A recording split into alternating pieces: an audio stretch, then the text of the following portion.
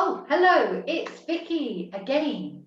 And today I'm going to have a conversation in English with mixed tenses with one of my students, Jane, who actually is studying Spanish. But today we're just going to speak in English so you can hear our conversation and do some listening and pronunciation practice. So I'm going to ask Jane some questions and we're just going to have a little chat about various things in English, in, as I say, various tenses, present tense, past tenses, etc. Hi Jane, how are you? Hi Vicky, I'm fine, thank you. Good. Okay, so let's start with number one. So Jane, what did you do last night?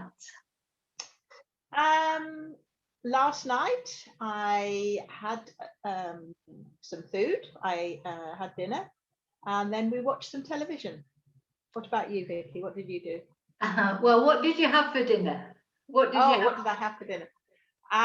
We had some fish, which was very nice, with rice and a few vegetables. Oh, that sounds nice. And what did you watch on the television? At the moment, we're watching a series on Netflix called Homeland, which is very good. Yeah, it's a good series. Yeah, it is. Yeah, I enjoy it. Okay, I think that's what most of us are doing at the moment in the evening, isn't it? We have our dinner. That's what I did. So I had dinner. Oh, and I then spoke to my friend on the phone, well, on Zoom. We had quite a long conversation. It was about 2.5 hours actually. You know, because we can't meet up, like, you know, and go out and have a coffee and chat. So we had a Zoom chat, and it was good. It was about started at 8 o'clock and finished about 11 o'clock. So that was it really for the night. So have you been using Zoom a lot? Oh, an awful lot. I mean, it's the only way that we can socialize at the moment, isn't it? Exactly. So it's been good. Yeah, Zoom's been good. So we often have a coffee with some friends or a drink. On a Friday night, we Zoom with some friends in England every Friday. Right. Oh, that's nice. We sit there with our gin and tonics. Yeah. Very it's good. Nice. It's good. Very civilized. Very. Okay. Jane, have you ever done anything silly? Have I done anything silly that I would admit to? I probably have, Vicky, but I can't think of anything off the top of my head. What about you? You can't think of anything that you've done that's been silly. That I want to admit to. That you want to admit to. I probably have done. I honestly can't think of anything. I have. A few years ago, I fell down some stairs. That was a pretty silly thing to do. And that was because I was looking at my phone, my mobile phone. So that was very silly. And I'm sure there are other things. Yeah. But what about you? That's it. Oh, I've done lots of silly things. Yeah, lots and lots. Probably too many to mention, to be honest. But I think one silly thing that I can think of is when I bought some paint to paint my living room. Yeah. And it was that glittery paint, you know, that's got the glitter in it. Yes. And I thought I'd seen it in a restaurant, and I thought, oh, that's nice. And I asked where they'd got it from, and they said they'd got it in Leroy Merlin. So I went to Leroy Merlin, got this paint, and painted one wall in my living room, or my son did it actually. But it wasn't glittery at all. So I went back to, I took the photos and went back to Leroy Merlin and said, look, you know, this paint is not glittery. It's supposed to be glittery. And of course, I hadn't bought the glitter that you're supposed to put into the paint. I thought the paint itself was glittery. Had glitter in it, yes.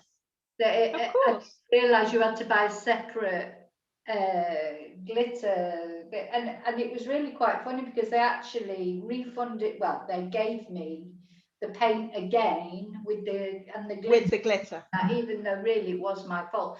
But what they said to me was, how can we make it more clear? Like, you tell us why you realise. Because obviously I speak Spanish, so it wasn't that I didn't understand. No. It wasn't very clear, or maybe I just didn't look. I just saw the paint, picked it up, and anyway. But yeah, I felt a little bit silly then when I realised that I'm going in to complain. I went to the complaints desk. I think that's a very easy mistake to make. And did you put it on the walls then? Yes, I've got the glittery paint on the wall now. Yeah. And were you pleased with it? Yes, I was. Well, it's time to change now because it's been there for quite a while. But yes, I did. It's been there maybe 8 years. So yeah, happy now. Time for a change. It's time for a change now. Yeah, I don't want glittery paint anymore. Or I want a different colour. I wouldn't mind glittery, but I just want a different colour. Okay, have you ever written a poem? That's a good question. Yes, I have. I'm not going to read it. Was it about Johnny Osmond? Oh, it could have been. It could have been. I just remember writing poems, as a lot of young teenage girls do, full of teenage angst, emotions, very deep poems. Teenagers are very deep. You don't, when you are a teenager, you're totally oblivious to how deep you are, really. You don't understand your pet work. But then, of course, when you have children and teenagers yourself, you realise that it's really difficult for parents, isn't it, with teenagers? And it's a hard time to be. It's a hard time for everyone, I think. Yes, it probably was. If I asked my parents, I'm sure they would say that, yes, that wasn't a great time. So, but having said that, I love reading poetry. I might not write it, but I do enjoy reading poetry. Yeah, I like poetry too. Yeah. Well, and I'm like you. I have written poems, but not for a long time now. Probably, when I was a teenager as well, and maybe a little bit after that. But I can't remember the last time I wrote a poem. Maybe that's what I should. Another thing I should maybe put on my list to do in lockdown. Write a poem. I think poetry is a great way of expressing yourself. Do you have a favourite poet? I like classical poetry. What the English would call the romantic poets, the Wordsworth, John Keats, and so on. But I'm a big fan of a modern day poet called Carol Ann Duffy. You may have heard of. Right, no. Some of her poems are they're very clever. They're very well put together linguistically, but they can be very funny as well. Very observant. Yeah. All right. Yeah. No, I'm a big fan, and I was lucky to meet her once, and she was an absolute hoot. Really funny, engaging. And for those of you listening, an absolute hoot. Probably maybe people who are learning English don't know that expression, but if something's an absolute hoot, it means it's very funny. So, or if someone's an absolute hoot, it's absolute hoot. Yeah, I use that deliberately because I thought it's quite a nice phrase, that, isn't it? It is a nice phrase. Yeah, it's very English phrase. Absolutely, very. Yeah. It's probably quite old-fashioned now, but it's nice. Yeah. Okay, so that's our number 3, I think. So number 4, I need a better lighting in it, I think.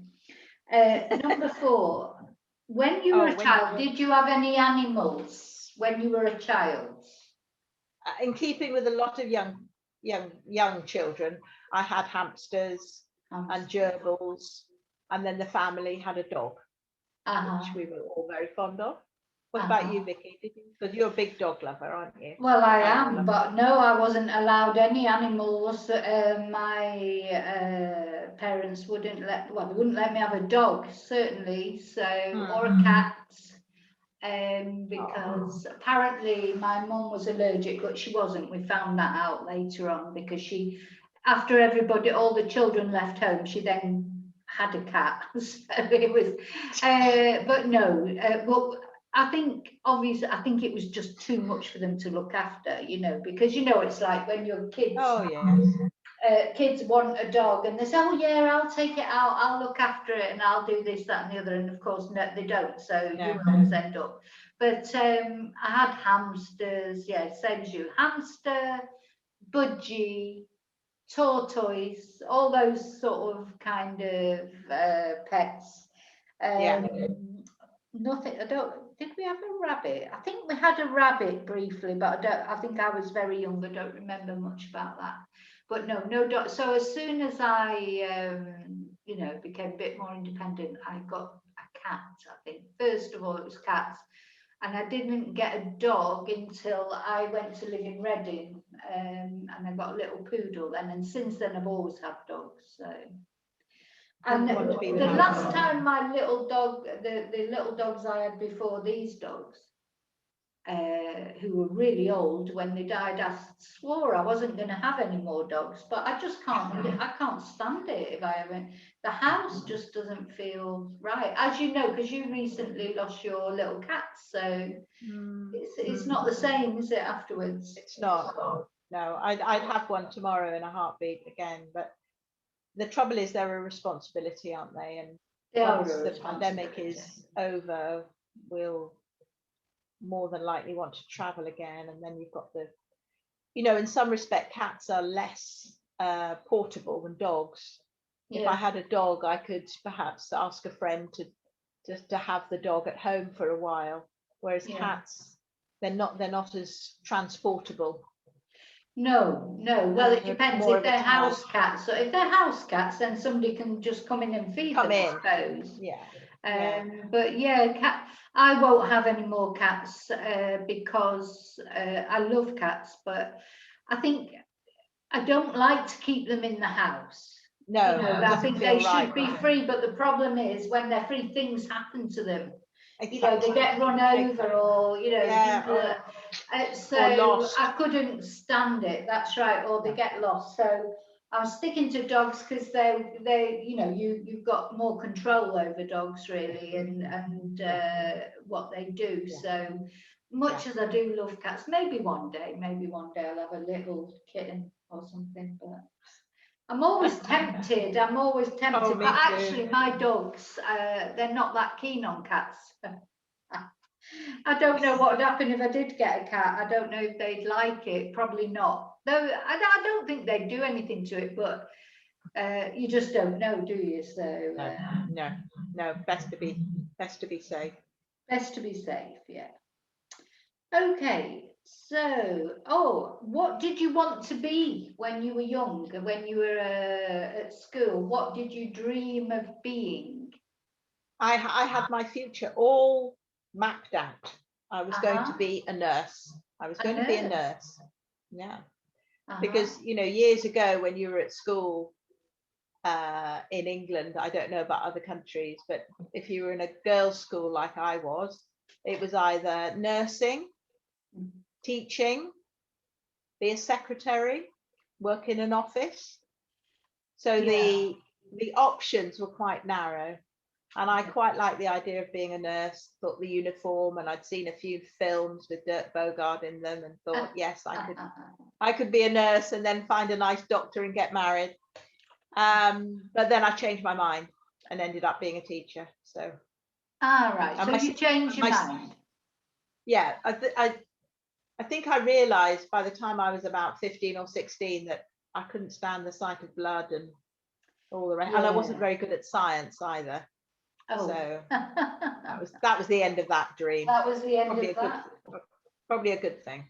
What about you, Vicki? Did you have any ambitions? Yes, I wanted to be a vet or a veterinary nurse, but probably a bit like you. The thing is, when you see the reality of being a vet, you know, I wanted to be a vet because I loved animals, but you know, I wasn't, you know, when you look at them, it's not all hearts and flowers, is it? So you see some very sad things as a vet, and I couldn't cope with that. So that was the end of that, basically, when I realised I'd have to you know, put animals down and do all that, not just the nice fluffy things, but do the difficult things as well. I knew I couldn't do that, so that was the end of that, really.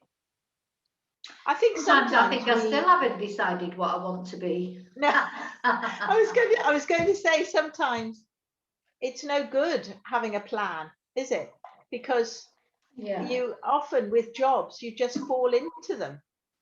You know, an opportunity comes up and sometimes it's exactly what you weren't expecting. You know, sometimes you end up doing things that you didn't expect to do in a million years. So, well, I never thought I'd be a Spanish teacher. I didn't even speak Spanish then. So, no, that's amazing. That's, you know, it's a total, it's quite strange, really. And there's a friend of mine that I went to school, not went to school with, but I met right after school, that we worked together, and we were very good friends, like when we were teenagers, and went out together a lot in Manchester, etc. And she now lives in France, and I've just recently started teaching her son Spanish, because her son's at school in France and he needs help with his Spanish.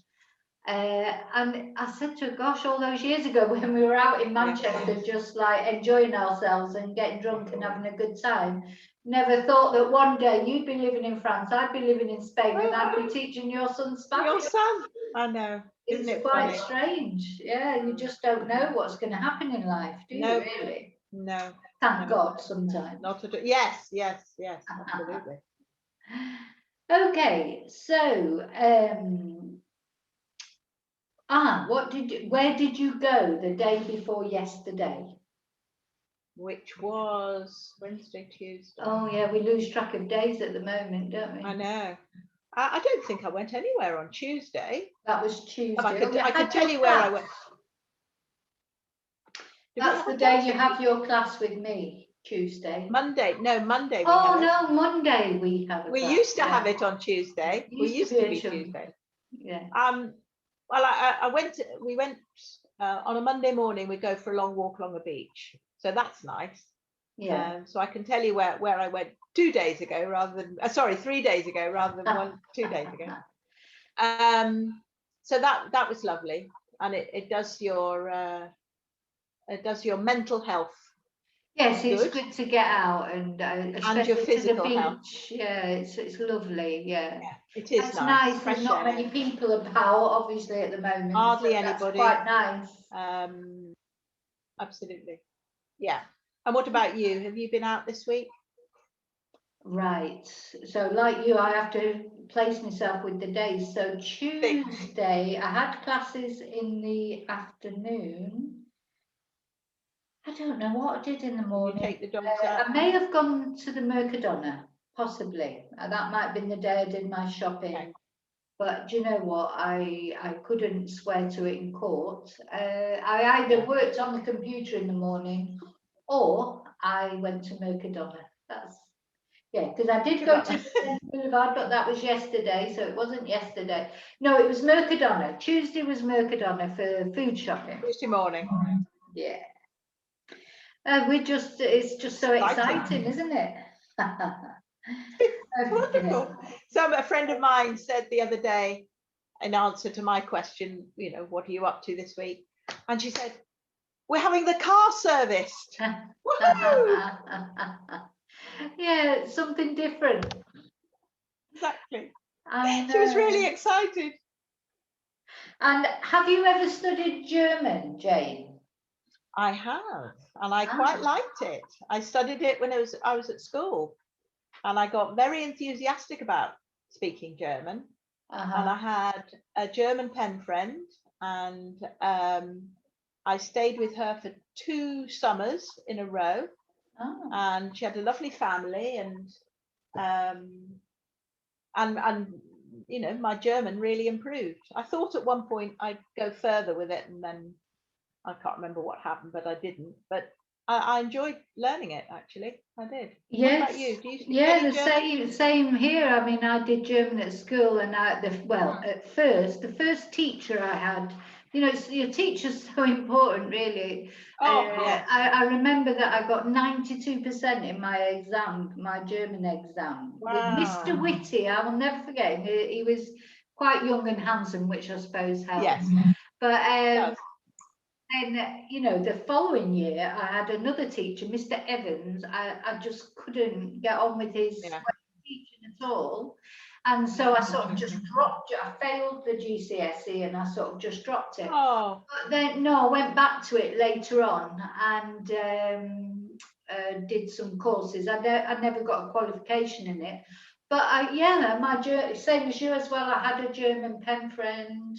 I've had quite a few German friends, even here in Spain, actually, because, you know, obviously there's quite a few German people also.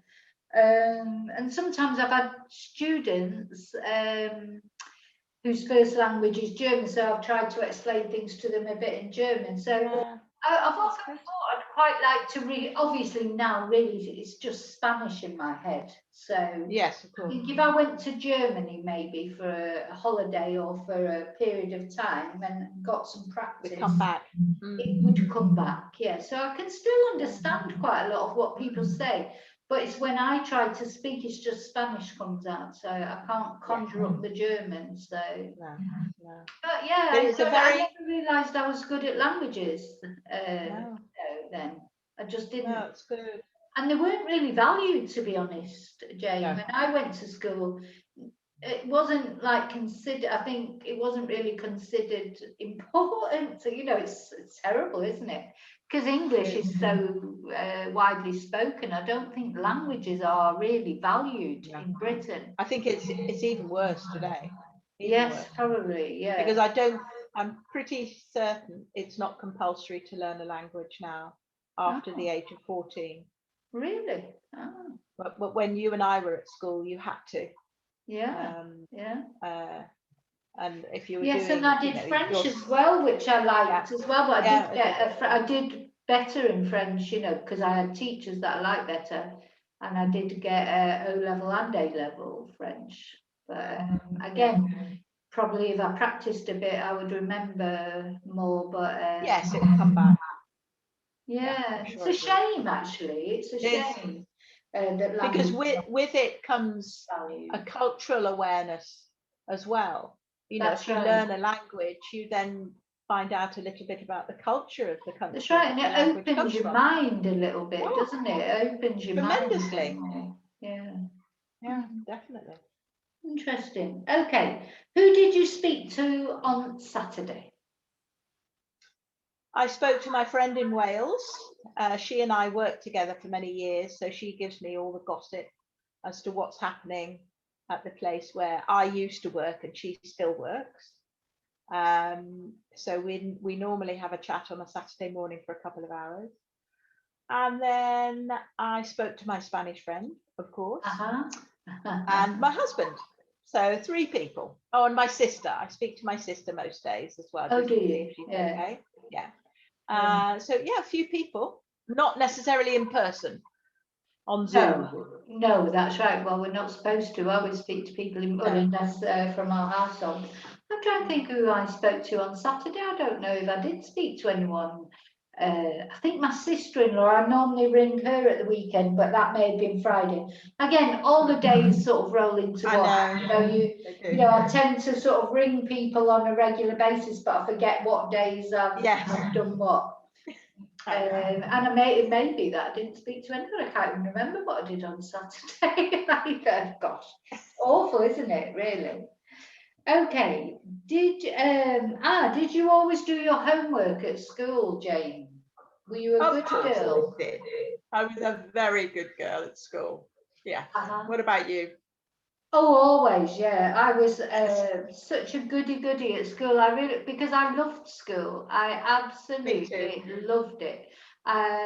It was better than being at home, but that's a whole nother story. But so I just loved school, and I always did my homework. I never wanted to leave school. You know, I was one of those people that the 6 weeks holidays, it just dragged, you know, I just thought, oh God, I dreaded it, you know, so Yeah, if I was in lockdown now, I mean, I feel sorry for these kids who do like, because I think even kids who don't like school generally now are missing school. Of course. Yeah. Well, it's their social life, isn't it? You're with your friends. Well, that's right. And if you've got a difficult home situation, that's your escape. It's so extremely it'd be important. awful to be stuck in that. I mean, it'd just be awful. So I do feel for the kids. But anyway, looks like they might be starting to go. I mean, in Spain, of course, they've gone to school throughout. It's interesting that, isn't it? I was discussing that with a friend of mine, and the Spanish numbers are going down in the same way as the British numbers. Well, and they've never had as many cases as in the UK. You know, and there's half the number of deaths in Spain than in the UK. So, and yet the schools have never closed. I mean, they've taken precautions, obviously, in the schools. Yeah. And there have been brotes or, you know, little outbreaks. Yes. I'm not saying it's perfect. The thing is, it's a situation where there is no right answer, is there? No. You know, if you close them, it's wrong. If you open them, it's wrong. Somebody will always disagree with either. But personally, I think in the beginning it was right to close them, the very first Oh yes, for sure. because everything was so unknown then. But I think now that they know more about it and they can manage it better, yes, I think you know, it's been good that the schools have been open. But yeah, I agree. Yeah. Okay, so have you ever had an accident, Jane? I have. I mentioned that I fell down the stairs, but I've been in a road traffic accident as well when I was a child. It was a head-on collision. In very bad weather. My mother was driving. But I think that it wasn't we were okay in my car. I was with my mother and aunt and me. I was in the back seat. But before we'd started the journey, as a 7-year-old or however old I was, I had really kicked up a fuss about sitting on my aunt's knee in the front seat. Now that sounds. You wanted to. I wanted to, and that sounds awful in today's world. But in those days, there were no seat belts. Well, there were seat belts, but it wasn't compulsory to wear them. Children regularly sat in the front on people's laps, etc. But my mother didn't give in and insisted that I sat on the back seat, which I did. And had I perhaps, got my way, I'd have gone through the windscreen. You could easily have gone through the windscreen. You'd probably be talking to somebody else now. Well, I'm glad your mum insisted then. I'm glad she did. Yes. She said, no, in 60 years' time, you've got to have a conversation in English to help your friend Vicki. So anyway, that was, I remember it very clearly. And touch wood, I haven't had any accidents apart from falling down the stairs since. What about you, Vicki? Have you ever been in a road traffic accident? No. Touch wood again, dedos cruzados, fingers crossed, my favourite expression. Not a what you'd call a proper accident. I mean, little bumps. To be honest, I've had only one of them. When I was driving down a road and a guy just backed out into me. And that's happened a couple of times, actually. People just reversing into you. But no, never on an actual road like that. And I don't think I've ever fallen down the stairs or had that sort of accident either. Not like, well, I'm sure I'd remember it if I'd had you would, a serious accident. So no, I've been very lucky because. Have you ever broken a limb or anything? Broken an arm? No, wood. I'm touching wood like mad here. No, I haven't. I've never. Nothing. No. So very lucky. I've been very lucky. Really. Yeah, because most people by my age have broken something at some point. Yeah. So no, I haven't broken anything, I must admit. I'm not very other people- adventurous though, you know, so you know, I haven't done the sort of adventurous things that maybe make people break limbs, like skiing and stuff like that. I don't. Yeah. I never No. see the point in doing anything dangerous, to be honest. I don't understand rock climbing and even skiing. I understand that they're lovely to look at, these, you know, the settings, but I don't really get the point of putting yourself in danger to No. do something. No. It's just not something that appeals to me, but you know, that's just the way I am. So, but No, I would agree with you. yeah, I'm not an adrenaline junkie, put it that way. There are enough dangers in the world without us having to go and look for them. Life is scary enough, especially now. That's right. So we don't need to look for it. But okay, where are we? So, what did you put on yesterday, Jane? What did you put on yesterday? Well, I always wear trousers, so it must have been a pair of trousers of some kind. And I'm trying to think what the weather was like yesterday. It's been quite warm, Nice, so yeah, I it's probably been put nice. It's a cold light in the jumper morning. on. Yeah, but Yes, and the wind can be a little nippy. Yeah. Not really. It would have been a jumper of some kind. Yeah. Jumper of some kind. Oh yes, it was a jumper. I remember now. And a scarf. Yeah, well, I always wear the same thing as well, so I know I'll have had a dress on and leggings. That's all that this is. That's my winter. I always wear a dress, winter or summer, but in the winter I put leggings on with it. That's the only difference. Put leggings on with the dress and boots. So I know exactly what. I probably had this on. It's probably this. I don't know. It's funny because especially during lockdown, you just have like maybe 5 things that you just wear over and over. You know, you just keep washing them and rinse and repeat. It's the same outfits, just over and over. It's been good. I can't remember the last time I actually bought any clothes because I never go anywhere to wear them. So I've just been using the clothes that I've got. And yesterday I did buy a dress in the sale. It was $6.99 in C&A, and that's the first thing that I've bought probably since lockdown started. Yeah. And it's funny because it looks exactly the same as another dress that I've got. I thought, oh my God, I'm still buying the same thing. I do that. So it's just things, you've got your thing that you like and that's it. Yeah. Okay. Right. What did you put on yesterday? What was where was your first house, Jane? The first house that I had was in South Wales. Right. Okay. Just outside Swansea. A long time ago. Long time ago. A long time ago. But you weren't born in Wales, were you?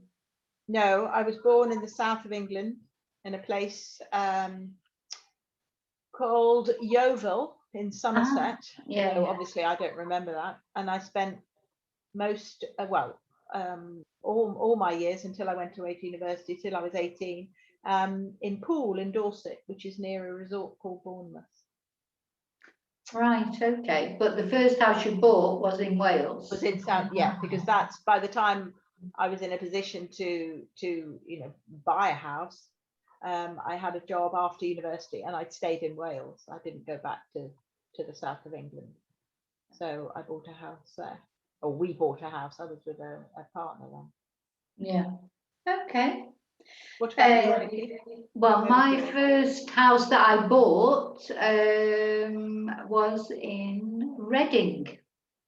So I was born in Manchester, but I moved to Reading. I didn't, I wasn't in a position in Manchester to buy anywhere. So yeah, in Reading, that was the first house that I bought. Okay, where was your first house? What colour was your first car? red. Ah. Mini Okay. metro. A mini metro, yeah. Mine was a mini metro, but it was like like a bronze colour. Yeah. Oh, But I remember. Yeah. they don't make mini metros anymore, do they? Great cars, weren't they? Yeah, they were brilliant little cars. Yeah, yeah. I love my mini metro. It's fab. Yeah, I wonder why they stopped making. I know the engines were very small, weren't they? There was a problem that they said. I think they might have stopped when they started the new version of the Mini. Right. Okay. Yeah, because that's a I bit had like a Clubman type, bigger Mini. Yeah, and yes, and I had one of those, and I really liked my Mini. That was the best car I ever had. Oh, yeah. I got two speeding tickets. Thank you very much. Thanks to the Mini. You wouldn't expect to get stopped for speeding in a Mini, would you? Well, the newer versions. It really could shift that car. Nippy. Yeah. Oh yes, it's great. And I just overdid it one day. And bang! The police camera got me. Oh. Yeah, absolutely. I had to go on a course and everything. Yeah. Oh dear. So when did you have your first Spanish class, Jane? Because well, it was actually quite a long time ago. I couldn't tell you exactly, but it must be about 12 years ago, soon after we bought the house here. And I realized that if I was going to come and visit, we didn't live here permanently then, I didn't know anything. So I did a very basic Spanish course so that I could order coffee and toast and a glass of wine if I was here without my husband, who can speak Spanish fluently. So I started then. And then it was off and on for a while until we came here. Full time. Yeah. And that's when I thought, right, I have to make a well, you must feel quite confident now, Jane, with your Spanish. You know, I can hold a conversation, I think. Thanks to you and the books. They've really helped. And just keep practicing, and any opportunity, even on these beach walks that Lyria and I go on a Monday, half of it I'll say, can we speak some Spanish? And it'll be something that I've been learning from you in the book, and we'll go over it and sort of practice it, and so yeah, I'm ashamed to say it's been a long time, but it's not been as intense as perhaps I have been trying to learn. No, well, it's been off and on, yeah. But it's not an overnight process anyway, is it, Jen? So no, it's far from it. Far from what it. About when did you start speaking Spanish? Well, Spanish, yeah, because as I say, at school I did French and German. I think I got reasonably good at both those, but when I'd never spoken any Spanish when I came here. So the first time I came here on holiday was probably 25 years ago.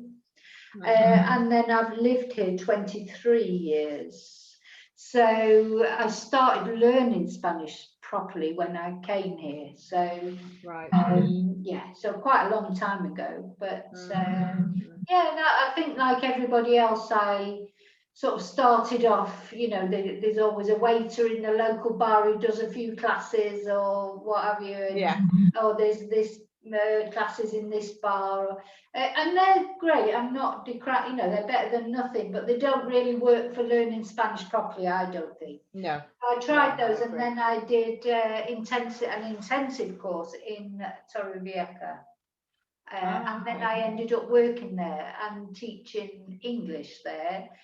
And they put me on quite a few courses to improve my Spanish so that I could explain English grammar to Spanish students. And it sort of went from there. And then eventually I was good enough to teach Spanish. So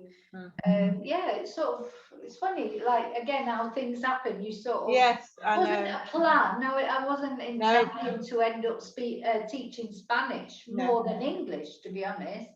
But now, really, probably most of my students are learning Spanish rather than English. But I didn't plan on that. It just sort of happened. No.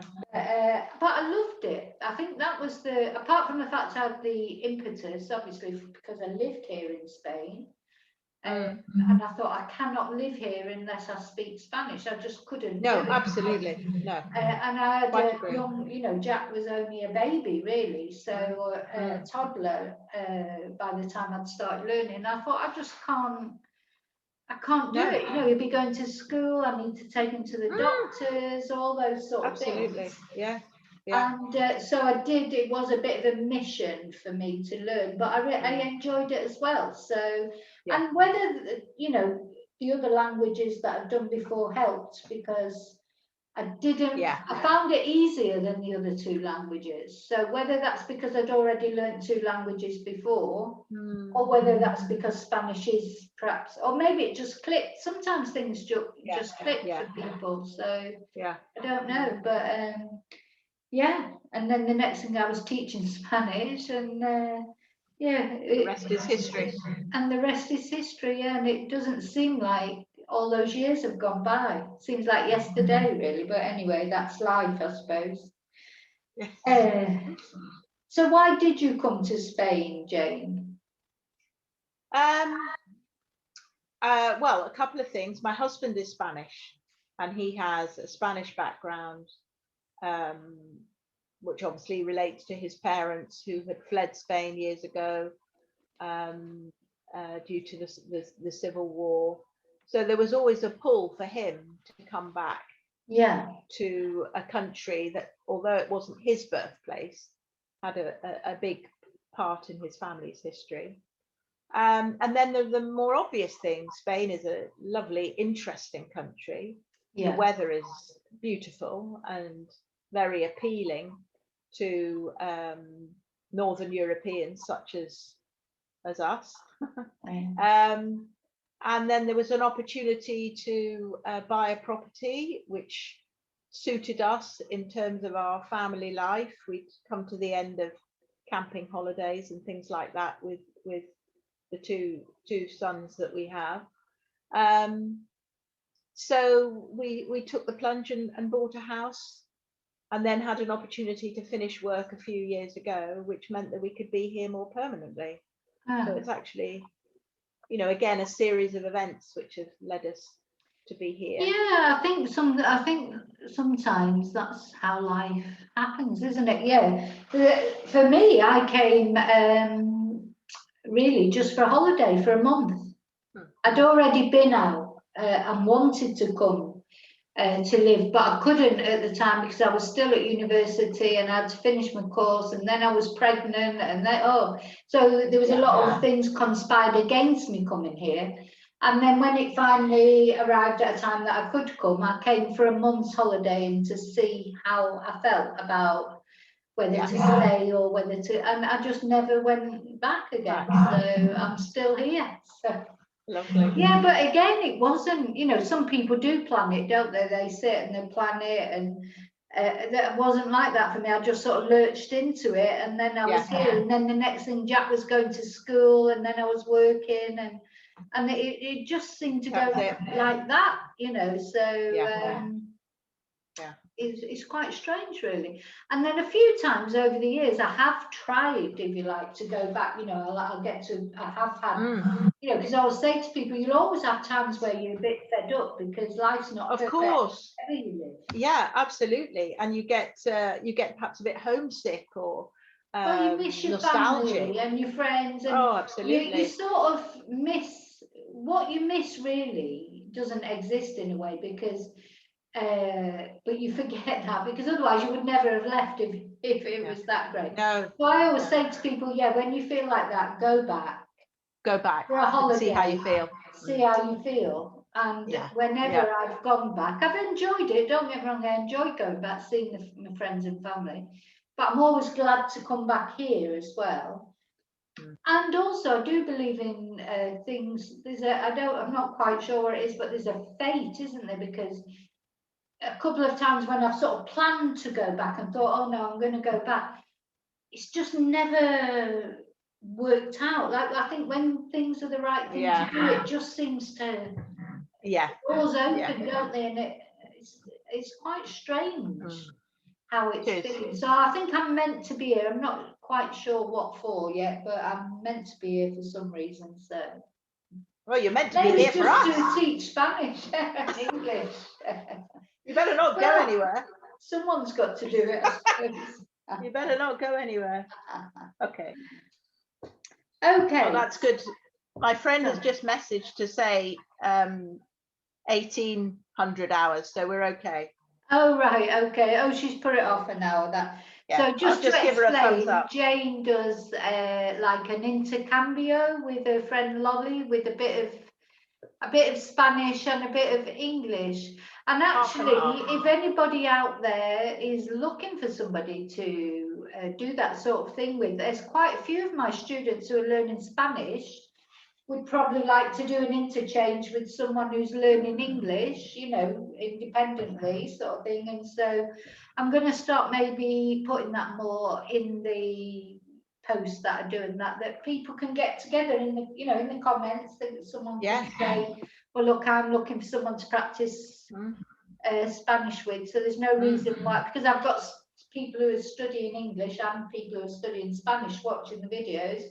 So there's no reason why you shouldn't get together on a separate thing and have a little practice conversation, as Jane does with her friend. Yes, speaking as somebody who does it, it really works very well. Yeah. And we just agree, we chat on Zoom for an hour, and we have half English and then half Spanish. And it's really insightful as well when you see or you're with somebody trying to speak your own language. Yes, it helps. And vice versa, obviously. It helps with your confidence, because you know, it's difficult learning a language, full stop. It is. It's difficult. And the fact that you can help each other, it is. It's fun. It is fun, and I think you learn a lot. I learned a lot from teaching English. I learned a lot of Spanish from teaching English years ago. I can understand that. And you know, you can see things from the other side, the other point of view, if you like. And you know, there are some things that anyone who's a Spanish speaker who's learning English will struggle with about English, and it's all the same things that someone who's an English speaker learning Spanish, they all struggle with the same things. So it's quite nice to hear the other side of it sometimes, from the other side of things. As you say, it gives you an insight. It does. So, you know, and like I say, apart from anything, it's fun. So yeah. And of course, the key, as you and I've often said, to learning a language is practice. Yeah. You know, you can sit with your nose in a book for hours and hours and hours, but if you can't practice what you're learning, and practice the pronunciation, and also see how useful it is. Which of course you can, you know, when you're speaking to a Spaniard and vice versa. Yeah. Good. Okay, have you ever had a dog? Oh, sorry, did you have a shower yesterday, Jane? Oh no, I did. Sorry, I find the right one in the end. What time did you go to bed last Monday? Last Monday. I honestly can't remember. I go to bed at about 11 or 11:30, but I don't go to sleep for about an hour or so, because I fiddle about, or I read, or, as you say, watch videos on YouTube, which is a very wrong thing to do if you want to try and go to sleep. So yes, probably half past 11, something like that. But I won't have gone to sleep until probably about midnight. Right, yeah, because I'm sort of I go to bed between 10 and 11 normally, depends. It's not you know, every night, but I tend to fall asleep quite quickly. I'm not good at watching things if I watch YouTube or the TV, I have to watch it in the living room, because if I start watching it in bed, I just fall asleep instantly. And then I wake up at 2, 3 in the morning, and it's still going in the background or whatever. And I think, what the hell's that? So I like to go to bed early-ish, and I like to get up early. So if I'm in the house, I mean, if I go out, I can be out all night. I like that, you know. It's not, but it's when I'm at home. I'm rarely up after 11 o'clock. Very rarely. So what time would you get up in the morning then? Oh well, I'm awake at 6, and then I'm up. If not, then at 6:30 at the latest, really. But I like to get up at that time. You know, it's my favourite time of the day, especially in the summer. I mean, in the winter, it's beautiful. Yeah. But in the summer, it's so nice. Get out with the dogs before it gets too hot. It's beautiful. Yeah. So that is my favourite time of the day. Actually, I've always been an early bird. Always. What we call in English an early bird. Somebody who likes to get up early. A lark. A lark, yeah. Even, you know, I'm an owl, in definitely. the UK. How are you? Yeah.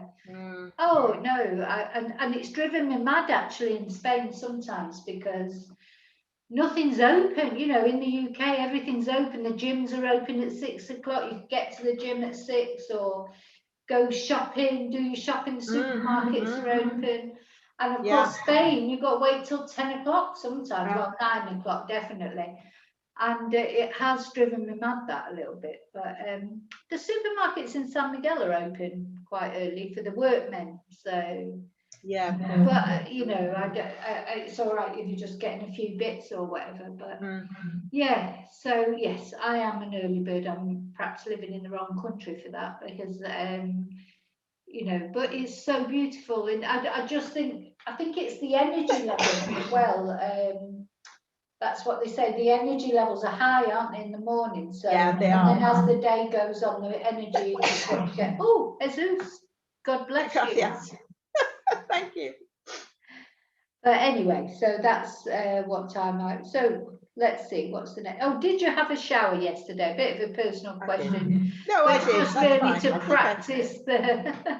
I had a shower today as well. I have a shower every day. Okay. And occasionally I will have a bath. Oh, do you like? Yeah, I can't remember the last time I had a bath. I never had a bath. In the winter. No, not even in the winter. Never. No, I've just got completely out of it. I just don't like it. No. I think because in the winter as well, the bathroom is cold, isn't it? So can be. Yeah, you know, unless I put a heater on in there. I mean, I did used to, but it's just been a long time. I can't, you know. Sometimes I think, I think I'll have a bath, and I think, I can't be bothered, so I'll just have a shower. It's just quicker. But yeah, a lot of British people prefer a bath, don't they? Okay, have you ever had a dog?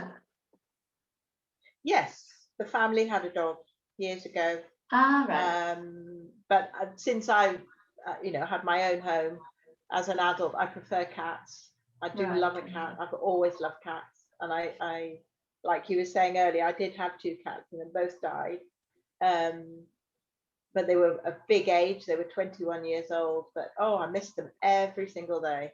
I bet you do. It's awful. I know, it's awful. It leaves a big hole that you don't realise, in your life. So animals give a lot of comfort, I think, especially in these times. Yeah. Oh yes. Okay. Oh, have you ever met anyone famous, Jane? I have met a few famous people. Donny Osmond, as you mentioned. Who else have I met? I've met 2 prime ministers. I've met, in fact, 3. Sorry, I've met Tony Blair, Gordon Brown, and David Cameron. All right. And which one did you like best? None of them were particularly impressive. I suppose Tony Blair had a bit of charisma about him, I suppose. Well, I'll tell you, I've been absolutely surprised by Gordon Brown recently. You know, he's like a different person, isn't he? Yes. He's turned into this TV personality. He's laughing and joking. He makes very astute political comments. He has. And, you know, I think he was... I think when you have a Prime Minister like Tony Blair, who is charismatic and was Prime Minister for a long time, as Mrs. Thatcher, then the Prime Minister that comes after them is a bit undershadowed or overshadowed, perhaps I should say. Yes. So like Gordon Brown and John Major after Mrs. Thatcher, I don't think he got the credit that he's probably one of the Conservative Prime Ministers that I have the most respect for out of any that there's ever been, but he never really got the kudos because Mrs. Thatcher overshadowed him. So maybe that's what happened with Gordon Brown, because I think he's like, I love hearing him talk now. Yes. Another chap that's been interviewed who seems to have come into his own much more so than when he was leader is Ed Miliband. Yeah, I've seen him interviewed a couple of times. He's got all the passion now and everything. He's articulate. When the pressure comes off, when they don't have to be. And maybe they're hampered. Yes, maybe he's hampered by advisors, told what he can say, what he can't say, and as a result, never really says anything meaningful. But I think he's certainly been on 2 political programs I've seen on television, and on both occasions he put his point across clearly. It was a very sensible point. It was obviously well thought out and well informed. And I was left with the thought, why couldn't you have said that when you 5, 6, whatever it was years ago? No, I think it's true. I think when that something that I think has happened, and especially over recent years, is that politicians, they're too scared of upsetting everybody. So they don't say anything really of any consequence. Instead of just saying, look, this is what I think and that's it. No, not everybody's going to agree with them. But people will respect you for having an opinion. Whether people agree with you or not, at least if you have your own convictions, you can't take that away from people. But it's all this conviction politicians just don't exist anymore, I don't think. It's all like career politicians. It's all about, I like to hear somebody talking and think I really believe what they're saying, that they believe it, at least, whether I agree with them or not. I believe that they do believe it. And I can't remember really the last time I had anyone proper like that, but I think that's an important point. So, what about you, Vicki? Have you met anybody famous? Well, funny enough, going back to politics, and probably people who are watching who are learning English won't even know who these people are because they're British politicians. But I did meet John Prescott. Years ago when I was at Reading University. He was interesting as well. He's a very forceful character, and but he was that. He's very little. When you meet people that you've seen on the TV, they're quite small, aren't they? It's quite funny because I thought he was a big guy, Yeah, but he actually isn't. David Cameron was quite small. David Cameron was quite he small. looks tall, doesn't he? But I suppose that's what the camera does. But and then when I worked on the race courses, I met some footballers, and you probably wouldn't even know that. This was years ago. And who else about it? I think that's about it. I don't think I've really met anybody else famous. No. It's funny when you meet a famous person. One of the, I have met a few, and my husband's met even more. Actually, he's met people like Meryl Streep and Rex Harrison, because at one point when he was younger, he worked in quite a luxurious hotel in Paris. He wasn't mixing in those circles. He just happened to be the bellboy or whatever, when he was young. But what strikes me is when I have met someone, is they're actually quite ordinary people. Well, of course they are. They're like us, aren't they? They've just had rather extraordinary lives. Well, I've just remembered actually somebody that I did meet was Peter Stringfellow years ago. You know, Peter wow, yeah. And do you know what? I mean, he's a lovely guy actually, because I worked in a pub next to the Millionaire Club, which was his club in Manchester. Right. Okay. When he had, it's gone now, but when he had his Millionaire Club there in Manchester, and I was working in this pub, and he came in for a drink before work, and he didn't look, he's not pretentious in any way. He wasn't, no. Unfortunately he's not with us anymore, but no. He wasn't pretentious in any way. He was as nice as anything. He didn't talk down to me, or like, that's you nice. know, or that's you know, he was a really nice guy, you know, which sometimes I think, like, people, because obviously he was always with the younger women and the this, that and the other, but he's a nice guy, or he seemed that quite a very down-to-earth guy, like you said. So that at that time he was on the peak of like his wealth and everything, and his clubs and stuff.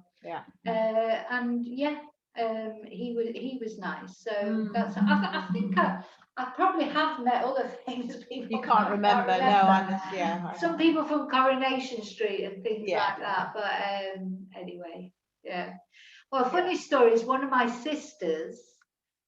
She looks a bit like, you know, Deirdre Barlow. Again, sorry, people who are watching who are learning English, you won't probably know Coronation Street, though it is world famous. She looks a bit like Deirdre Barlow, and she actually went out one night and they thought she was Deirdre. Well, and wow, and everyone was buying her drinks and everything. So she didn't spill the beans. No, not if someone's buying her a drink. No, there's no way that she was going to tell him that. It wasn't. I remember when my son was younger, when he was about 17 or 18, less noticeable now, but certainly at that age, he was very, very like Prince Harry. And he and I came here to Spain for a long weekend in the house, and we went back home on the Sunday night, I think, on an EasyJet flight out of Alicante to Manchester, somewhere like that. And when we boarded the plane, there were quite a few people already seated, and I saw this woman grab her friend's arm, and I could lip read what she was saying, and she went, "Oh my God, it's Prince Harry." As if because particularly exactly.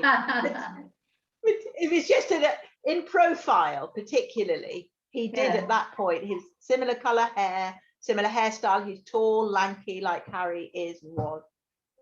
And I obviously I could see this woman, and I just played along. I just went,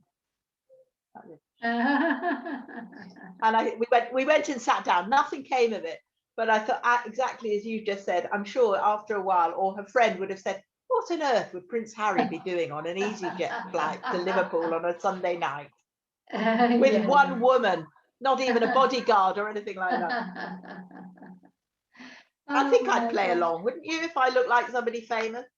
Yeah, definitely. Yeah, definitely. Okay, have you ever won a sorry, what was the last book you read? The last book I read was on my Kindle, and it was called The Butterfly House. Was it good? It was very good. Yeah, it was. I think I'll probably forget, but I enjoyed it. What about you? I read The Thursday Murder Club with by Richard Osman. Richard Osman, yes. It's brilliant. Have you read it? Yeah, very good. No, I'll get it. Okay. Definitely worth That's had a lot of okay. Oh God, it's number one all over the world. Yeah, bestseller. Yeah. But I'll tell you why, because it's very English or very British, but it's got other characters in it. They're not all British characters, but there's just something so British about it, and it sort of starts off a little bit. I thought, I don't know if I'm going to like this, and then it just bumps. You know, the characters. It's the characters that get me, and they're it's very clever, and there's some, you know, you're laughing one minute, crying the next. It's one of those. Oh, And okay. it's a bit like an Agatha Christie type. It's one of those, you know, like because I do, you know, watch a lot of true crime and things like that. But sometimes you think, oh God, that's a bit too. Is it, you know, nothing's as truth is definitely stranger than fiction. So it's quite nice to sort of read something like that. It's quite. It's not light, really, because as I say, the characters, some of them are quite dark and intricate, but it's if you like Agatha Christie, if you like those types of, or you know, Mysteries. What's it called? Murder. What's that one in the Midsummer Murders and those type things? Yes. Yes. Okay. But it's better than that. It's hard to explain, but it's definitely, you can listen to it on. It's on Radio 4. There's a podcast, like a. Oh, even better. It's serialized. It's not as good as the book, because there's one bit in the book. Well, there's more than one, but there's a few bits in the book that I was waiting for on the radio thing, because I really liked those bits. I thought they were really well written. And of course, then for the radio program, they just didn't. Oh, they cut them out. So it was a disappointment. I found that. But if you haven't read the book, it wouldn't be a disappointment, because you wouldn't have that expectation. No. Okay. But of course, well, you can borrow mine. Borrow my copy. I've got. I'd love it. Thank you. For a coffee. But remind me, because I'm bound to get. I will. Yeah. Oh, thank you very much. I'd love that. Yeah, but I forgot. I'm thinking like we're miles away from each other. No, just down the road. Just down the road, really. Okay. Right. What was the last book you read? Have you ever won a prize?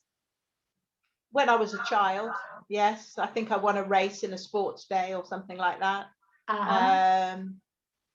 But no, unfortunately, do you remember what you won?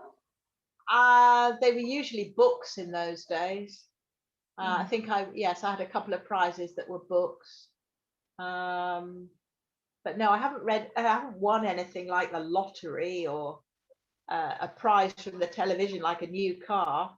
No. You know, a book is very nice, but if I had a choice, that might be a better prize. It'd be better to win a new car, yeah. But What about you? Have you won any prizes? Well, I won, like I say, I won little bits on the lottery and things like that. I've never won a substantial amount, but I suppose that's not really a prize, is it? But I've won on the horses quite often. So quite like, wow. You know, because I used to work for Ladbrokes and I worked on the tote, and I quite like a little bet, and I won nearly £800 once on a Yankee. That's on nice. a bet, accumulator bet. Yeah. And then the thing I most remember winning was when I don't know how old I was very young. I entered a competition, a drawing competition, and it was from it was either Esso or Shell, one of these oil companies. Yes. I can't remember how it came about, where my parents would have seen it, because obviously there's no social media then. It must have been on the television or something, or the radio. Yeah. And you had to draw a picture. You know, that would, and I suppose they were age graded, I don't know. Anyway, I drew, and it had to be to do with petrol of some kind. Yes. And I drew camels going to a petrol station on the moon for some unknown reason. I don't know. That's random. I've always had a vivid imagination. Yes. But these camels were going to a petrol station to fill up with petrol, and it was on the moon. And I won second prize, and I won a dinghy of all things. I mean, can you imagine a dinghy? I mean, we lived in Manchester, in you know, it was like we didn't live in, you know, we didn't do anything on the water, but yeah, I think the first prize was a holiday, so I didn't get that, but I won this dinghy. And we used to use it as a paddling pool. We'd fill it with water in the garden and use it as a paddling pool in the summer. That's a good idea. Yeah. Oh. So, but I remember. Wow, well done. Clearly. Well done you. Yes. Yeah. Brilliant. So I've always been a bit, not all there. So Yeah, camels anyway. on the moon. Camels on the moon, filling up with petrol. So. Yeah. And well, we've done the thing about the Spanish, so we won't do that. When you were a child, did you know how to swim? By the time I was 5, yes. I did, and I've always enjoyed swimming. Yeah, I think it's a big thing in the UK, isn't it? Learning to swim. That's why it's a life skill. Yes, it's a life skill. Even though we lived in sort of inner city Manchester, we always went. I think it was one day a week, was it? We'd go to the Charlton, where I live, Charlton Baths, for our swimming lessons, and we'd do our free pass. Did you do your free pass? You did like yes. If you passed, you got a free pass to the baths, and and I think you don't get that here, which is quite strange, really, isn't it? Seeing how it's a country, but there's not so many swimming pools. I suppose most people go to the beach. I don't know, but maybe. But it's I think it's, and I signed my son up for swimming lessons, but when he'd had all his first little jabs, we'd go to the pool. I think it's a very important skill. Yeah, but, and of course, it gives you a lot of pleasure over the years. I mean, swimming's lovely, isn't it? Yeah. It's always an easy thing to do if you want some exercise. You can always find a swimming pool nearby. Yeah. We've got a lovely pool here in Kyosa, inside and outside. Right, okay. And the same when I lived in England and Wales, always had a pool nearby. There's always pools nearby. Yeah. Yeah. Okay, and where did you used to go on holiday, Jane, when you were in? Well, years ago, it would be a staycation, wouldn't it? Which is the word that we all use nowadays to describe a holiday that you have in your own country. So we had holidays in Scotland, we had holidays in Devon, or we had holidays at home. We didn't ever go anywhere glamorous.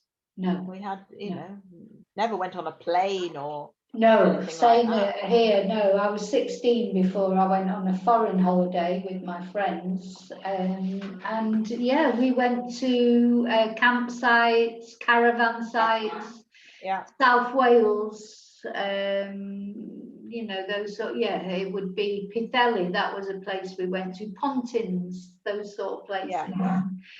So it's. Did you go to North Wales much, being in Manchester? Is Pwllheli in North Wales? Yes, it is. Of course it is. Yeah, but so that's where we would go regularly. Yes, Pwllheli. Yeah. Not Conway or Llandudno or Anglesey. No, it was always Pwllheli. I don't know why. That's where the Pontins is. That's where the Pontins is. Right, okay. Yeah, it's we great. always went in May. It was always May because we couldn't afford to go in the summer holidays. So I don't know how we managed it, and we always went in May. But actually, funnily enough, we quite often had nice weather in May. Yes. In Britain, it's not like here where you know what the weather's going to be like at certain times of the year. So I mean, they were nice holidays, but I've got much memory of them. But I would hate to go to a holiday camp now or anywhere like that. Too many people for me. But in those days, fun. Yeah. Well, because I suppose for parents, it's a perfect place to take your kids because there's other kids to play with, and there's organised activities and stuff like that. Yeah, brilliant. Oh, lovely. Okay, so I think we're on the last one here. What have you ever lost all your money? No, I don't think we have. I've lost money, but not all of it. Thank goodness. No. God, no. That must be pretty grim. I was listening to the radio yesterday because obviously a lot of people during COVID have had big money problems, and there was one chap, and this was Spanish actually. It was a Spanish guy that's living in his car. Yeah, well, it's easy. It can happen easy to people. Yeah, I No expect job, it's not no the only work. one. Yeah. No, very, very difficult. So, you know, it can just be through circumstance, can't it? Rather than anybody being stupid about money or being robbed. You know, Well, I think the thing, especially in Spain and probably in Spain, if you, Spain was just really recovering from the crisis, la crisis. Yes, yeah. So we're only just getting better from that. Everyone, you know, took a knock This is it. that, and then it's all getting better. And now this, you know, so you just think, gosh, when are people? So it's not as if people had a lot of money put away, or you know, because it's been tough before that with the crisis. Absolutely. As well. Very hard times. There are hard times for a lot of people, yeah. You know, and especially the people that fall between the cracks, you know. So if you're getting furloughed or SMERTE or here in Spain or whatever, but a lot of people aren't getting anything. So and not being able to work at all. That's why, you know, I just count myself very lucky that I have been able to at least do the Zoom classes, and that just, you know, puts food on the table, really, you know, when and pays the bills. And when I was talking to my friend last night, she's got a small business here in Torrevieja.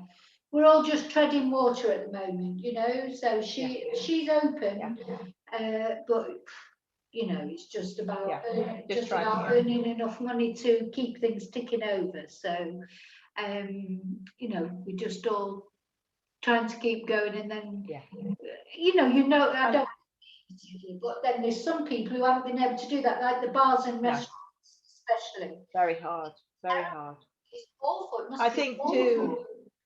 Yeah, I think that you put your finger on it there, Vicki. If a person is in a position to just try and just keep going, it is all going to come back. I have no doubt about that. Yeah. It's just trying to keep going until. Well, that's it. A lot of people won't still be around, you know, their businesses, etc. There'll be a lot of bars will never open again. A lot of restaurants will never open again. I've seen already, you know, so many for sale signs on businesses, etc. And that was what it was like in the recession. You know, everything just sort of virtually happened overnight. It seemed to hit Spain very well. This part of Spain is affected by what happens in Britain as well, isn't it? So it's a knock-on effect. And the rest of Europe. Absolutely. Exactly. And if the tourists can't come here, that's a big hit for this community. So, you know. But anyway, we've just got to keep our fingers crossed that they will. Well, that's right. Sure. And I think it will, like you say, things will open up again. But yes, some places will have lost everything. Yeah, which is a shame. People have said, oh, people aren't going to be the same again. People will get used to having a holiday at home. No, they won't. They'll be on planes as soon as they can. Certainly all my friends are. Yeah. Absolutely. It's the weather. They're not. As soon as they can book a flight to get some sun, especially. I know some of my students in the UK who've got maybe properties here or come. They're just waiting for the get-go. They're just waiting for the word, and they'll be here. Gone. You know? Absolutely. Somebody was talking about staycations, you know, holidays in Britain, holidays in your own country the other day, and they started talking about camping in Northumbria, which is near the Scottish border, and I was going, what? Who on earth would want to go camping in Britain in the Scottish border? Well, camping especially. Well, funnily enough, a good friend of mine that found me on Facebook, who I used to work with years ago, and we were very friendly. During the lockdown, she found me on Facebook. And they always liked, I remember from years ago, they always liked going to Northumbria for the summer. Beautiful coastline. And now since her and her husband have retired, they've had early retirement, they bought a static home like there. and they go every summer, but they could, they can't stay any longer than October at a push, depending on the weather, because it's freezing after that. Freezing. And it's not that they don't want to stay, because some people aren't bothered about the sun, are they? They're not bothered about the sun. But it's just too cold. It is literally too cold, and they've got a proper house, a static house, like one of those wooden house, whatever, static caravan. So the thought of being in a tent, I don't like camping anyway. I don't do camping, even glamping. I don't do. I don't mind roughing it in the day. I don't mind walking through the wilds, all that sort of thing. But at night, I want a nice comfy bed. Yeah, I couldn't sleep in a tent. I just couldn't. So I did it when I was younger. Even then, that was a bit camping for softies in Eurocamp. I did it when I hated it. Yeah. I think my dad had to come and get me, actually. I think. Hated every minute of it. So. Okay, well, what I'm going to do is stop recording now. I'll just say thank you, Jane. And, you're more than welcome. Well, I hope you've managed to understand some of that at least. And don't forget to please give a thumbs up and subscribe if you feel inclined. And I'll see you in the next video. At first, I've got to work out how to stop recording. I should have done that first before I started saying goodbye. Well, do you know what? It's probably where it says stop recording, isn't it?